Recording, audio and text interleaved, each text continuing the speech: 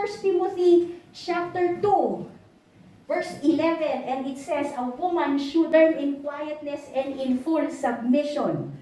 That's from the NIV. Wala nang ibang ibig sabihin yan, kundi dapat matuto ng tahimik ang mga babae at buong puso silang maging masunurin.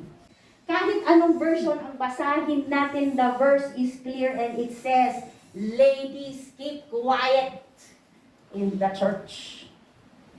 John MacArthur explains in his book, one of the problems facing Timothy in the Ephesian church was that some women were usurping, this is a very strong word, usurping the role of men desiring to be the official teachers. Page 29. He also says 1 Corinthians 11:3 is clear. The role of church leadership belongs exclusively to qualified men.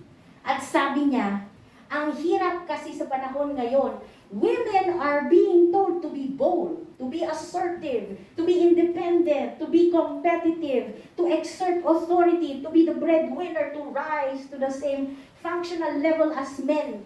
And this is tragic because her loftiest goals are found in the humble service God has designed her for, under the direction and protection of men. Pages 30 to 31. Obviously, hindi sang-ayon si John MacArthur sa mga babaeng pastor because ang interpretation nila sa mga verses na ito ay God designed men and women for specific roles. In public worship, yung pagtuturo, like what I am doing now, is a role exclusively for men. At ang role ng mga women ay pag-aaral ng tahimik at masunurin. So if there is a woman in front or of you, behind the pulpit, she is usurping the role of men. In public worship din daw, hindi pwedeng mag-lead ng church at prayer ang mga babae. He says in page 62, si John MacArthur, the responsibility of being the preacher, the teacher, the one who leads in prayer in the worship service is a role ordained only for men. When discussing this passage with friends who hold the same view as John MacArthur, it is important that we remain calm and objective.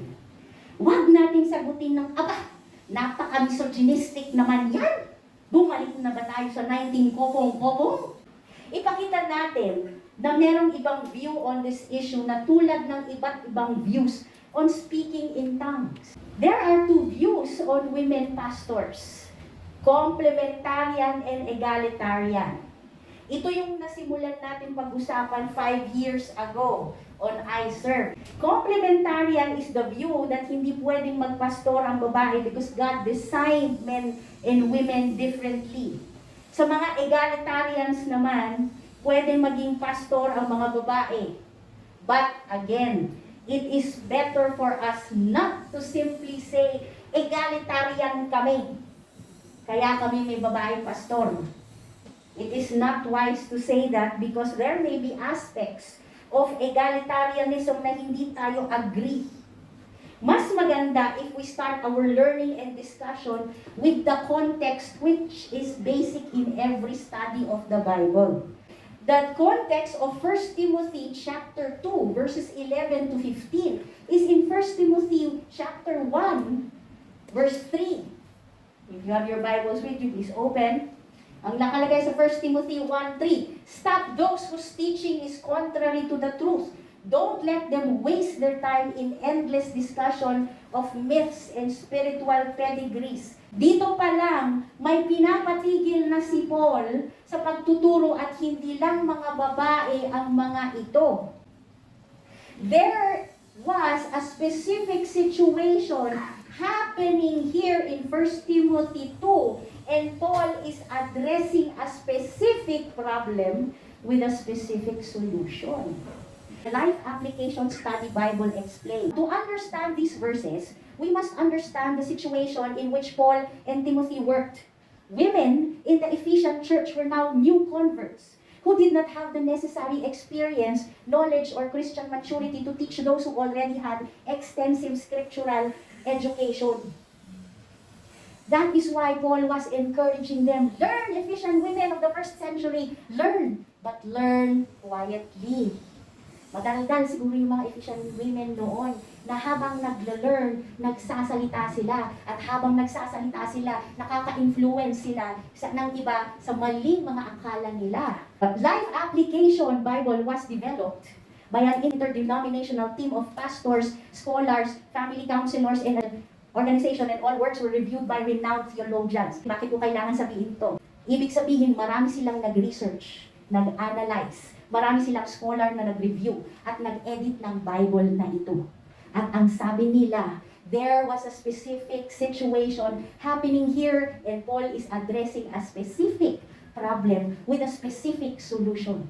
Ibig sabihin, hindi na yung applicable ngayon. GCI concludes their study with, so this line of analysis tells us that 1 Timothy 2:11 and 12 should be seen as a temporary policy. Paul's policy at the time he wrote. Thomas Schreiner, a complementarian siya, he wrote, the letter should not be necessarily understood as timeless marching orders for the church, but must be interpreted in light of the specific circumstances that occasioned them. In other words, para sa first century Ephesian church lang ito. This is not meant to be followed in 21st century churches where women and men have equal access. They have equal opportunities to be educated in the Bible. Complementarians will say, basahin nyo nga yung verse 12 ng 1 Timothy 2. Basahin nyo. Basahin nyo. Maliwanag pa sa araw na very general ang pagkakasabi ni Paul dyan. Ibig sabihin, kahit may extensive knowledge at may seminary education ng mga babae, hindi siya pwede magturo sa mga lalaki. Hindi rin siya pwede maging pastor. Let's look at verse 12. I do not permit a woman to teach or to assume authority over a man. She must be quiet. Napansin nyo, this is the second verse na sinabing quiet ang mga babae. The Living Bible reads, I never let women teach men or lord it over them. Let them be silent in your church meetings. There is that phrase, lord it over. Kaya kung may babaeng pastor, sabi ni John MacArthur, she is usurping the role of men. Now, ano ang sagot natin? Remember, we have to be calm, kind, and respectful. We can say something like, napag-aralan namin, maliwanag din sa verse 8, na kung magdasal ang mga lalaki sa lahat ng lugar, nakataas dapat ang kanilang mga kamay. Bakit hindi ginagawa ngayon? Let's go to verse 9. Maliwanag din sa verse 9 na hindi dapat magsuot ang mga babae ng perlas at ginto at mga mamahaling damit. So kung nagwagwag ka ng branded, ano yun? Nasa mamahalin o... Okay, maliwanag sa verse na yan na hindi dapat magsuot ang mga babae ng perlas at ginto at mga mamahaling damit. Bakit hindi nabawal ang mga alahas at mamahaling damit sa simbahan ngayon? Bakit? Paano natin masasabi na ang verses 8 and 9 ay hindi na applicable ngayon, pero ang verses 11 and 12 ay applicable pa rin ngayon? Saan natin nababasa ang difference?